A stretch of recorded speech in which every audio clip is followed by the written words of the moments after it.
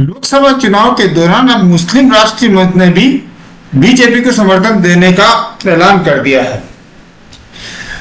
मुस्लिम राष्ट्रीय मंच के राष्ट्रीय संयोजक अबू बकर नकवी, जो कि पूर्व में वक्फ बोर्ड के चेयरमैन भी रहे राजस्थान में, वो कल चित्तौड़गढ़ के दौरे पर थे। उन्होंने यहाँ पर लोगों को से समझाइश की, बातचीत की कि किस तरह से देश में मोदी आगे ले जा रहे हैं और हमें उनका साथ देना चाहिए। अबू बकर नकवी ने यहाँ कहा कि वो निश्चित तौर से भाजपा के साथ हैं, मुसलमान भाजपा के साथ रहेंगे और निश्चित तौर से सीपी जोशी को काफी मतों से जिताने के लिए भाजपा का हर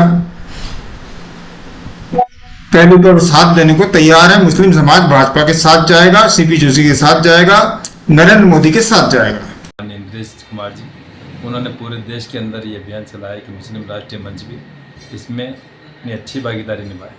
उसी की तरह राजस्थान के अंदर भी पूरे जिलों के अंदर संयोजक, संभाग के संयोजक, प्रदेश कार्यकारिणी समर्पण भाव से अपने अपने स्थान पर इसमें बढ़ चढ़ के हिस्सा ले रही है और काम कर रही है। ये तीसरी बार ऐसा मौका है जब हम चाह रहे हैं कि हैट्रिक लगे, 25 की 25 सीटें भारतीय जनता पार्टी को जाए, ताकि हिंदुस्तान के अंदर जो 400 पार की बात कह रहे हैं मोदी जी, उसमें 25 का सहयोग, बहुत बड़ा सहयोग हम राजस्थान से दे सकें।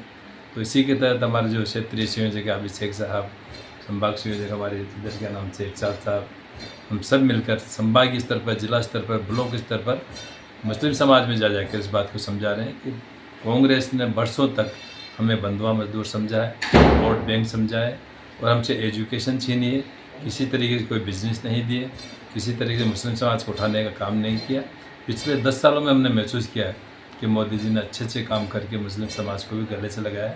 जो योजनाएं दी हैं वो सभी प्रकार की, सभी समाज को, सभी वर्ग को, सभी प्रांत को देने के अंदर आदेश दिए हैं।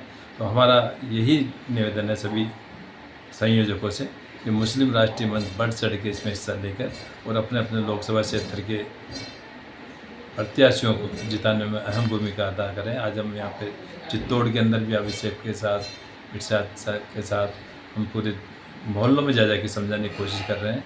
हमारे मुस्लिम बूथों पे ज़्यादा से ज़्यादा वोट सीपी जोशी जो हमारे प्रदेश अध्यक्ष भी हैं और यहाँ से कैंडिडेट हैं, उनको अधिक से अधिक वोट दिलाने में मुस्लिम समाज अग्रणी भूमिका निभाए और जो जहाँ पर टोटल मुस्लिम बूथ हैं वहाँ पर जो फर्जी तरीके के कांग्रेस के वोट कराते हैं कांग्रेसी कार्यकर्ता, उसको भी रोकने में अहम भूमिका अदा करें। वहाँ पे बूथों के ऊपर वहाँ पे बीजेपी के मुस्लिम एजेंट बैठे।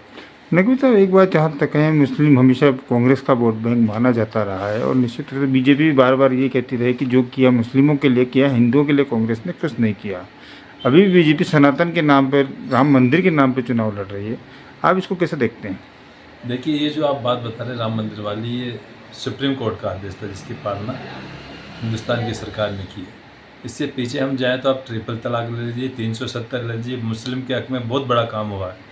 370 से वहाँ के जो गरीब लोग थे कश्मीर के, वो वहाँ की कोई यूनिवर्सिटियाँ नहीं बनती थी, वह किसी तरह के कारखाने नहीं बनते थे जिससे रोज़गार नहीं था। ट्रिपल तलाक के अंदर 3 मिनट के अंदर, 1 मिनट के अंदर 3 दफ़ा तलाक करके गरीब बच्ची को घर भेज दिया जाता था, बच्चों को भी साथ भेज दिया जाता था। और जो मर्द तलाक देता वो दूसरी शादी करके अपना दूसरा परिवार पालता था। तो मैं समझता हूँ हिंदुस्तान के लिए बहुत बड़ा तोहफा हमारी बहनों के लिए, हमारी बेटियों के लिए मोदी जी ने ट्रिपल तलाक का कानून लागू करके किया है। तो कांग्रेस तो कैसे अफवाह ऐसा माहौल बनाती है कि ऐसा न हो मुस्लिम हमसे छिटक जाए, इनका काम भी नहीं करें और बीजेपी RSS का डर करके और हमारे तरीके खींचते रहे। लेकिन हम मुस्लिम वर्षों तक पिछड़ कर, शिक्षा से पिछड़ कर, एजुकेशन से पिछड़ कर, अपना जो बिजनेस से पिछड़ कर इस बात को महसूस कर लिया कि भारतीय जनता पार्टी ने मुस्लिम समाज को भी आगे लाने में अहम भूमिका अदा करी। राजस्थान में अरबी फारसी शोध संस्थान टोंक में देख लीजिए, मारवाड़ यूनिवर्सिटी जोधपुर में देख लीजिए, जहाँ पर लाखों करोड़ों रुपए देकर भैरू सिंह जी ने, वसुंधरा जी ने, भारतीय भाजपा सरकार ने, वहाँ के विधायकों ने अग्रणी होकर हमें पैसे देकर किस तरीके से हमारे समाज को उठाने की कोशिश की।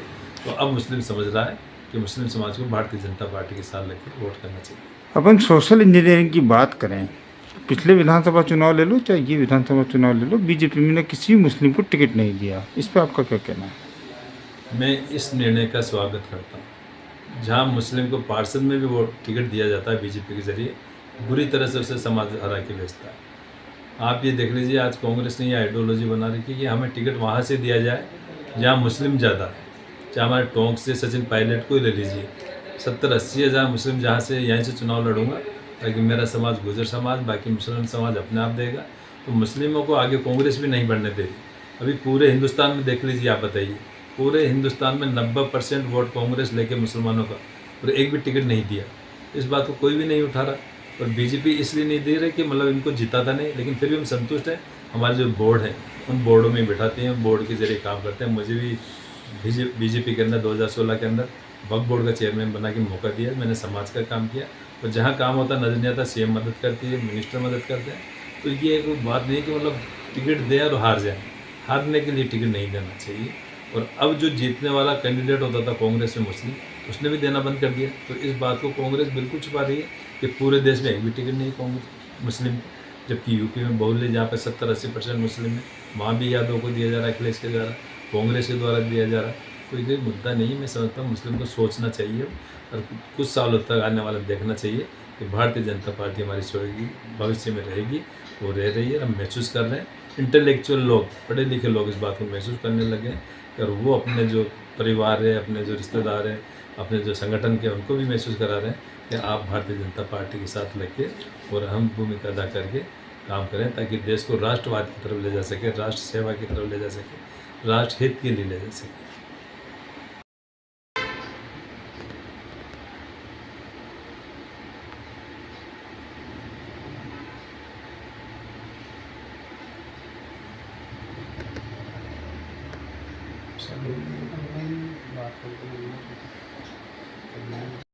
अभी साहब, आप सीपी जोशी के पुराने सहयोगी रहे हैं, मित्र भी हैं, कैसे देखते हैं इस चुनाव को, सीपी जोशी के तीसरे टेन्योर को? सीपी जोशी जी के 2 टेन्योर लाजवाब रहे। वो जो 40 साल 50 साल में कांग्रेस के जितने भी सांसद बने, उन्होंने आज तक नहीं किया।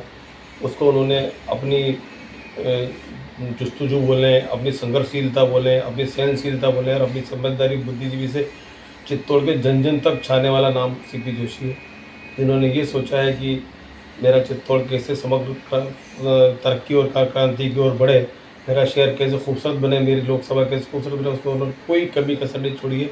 और हम बिल्कुल संतुष्ट हैं ऐसे व्यक्तित्व से, जो छोटे से घर से निकल के आज भारत एक ग्राम पंचायत से भारत की सबसे बड़ी पंचायत में हमारा प्रतिनिधित्व कर रहे हैं।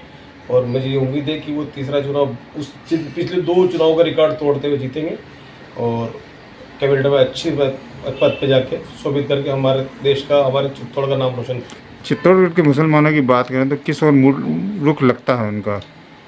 चित्तौड़ के मुसलमानों का, और मैं कहूँ राजस्थान भर के मुसलमानों का, अब ये मानस है कि बहुत देखा इन कांग्रेस को और बहुत देखा सेक्युलर दलों को, इस बार हम भाजपा के साथ चलेंगे। क्योंकि पहले 14 में ये घोषणा की गई थी कि अगर मोदी जी आ गए तो मुसलमान परेशान हो जाएगा, मोदी जी आ गए तो संघ परेशान कर देगी।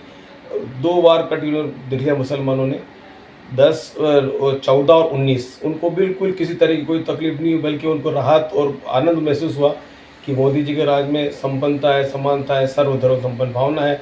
इसी को देखते हुए उन्होंने ये सोचा है कि इस बार 400 पार, उसमें मुसलमान अपना पूरी भागीदारी और हिस्सेदारी निभाए।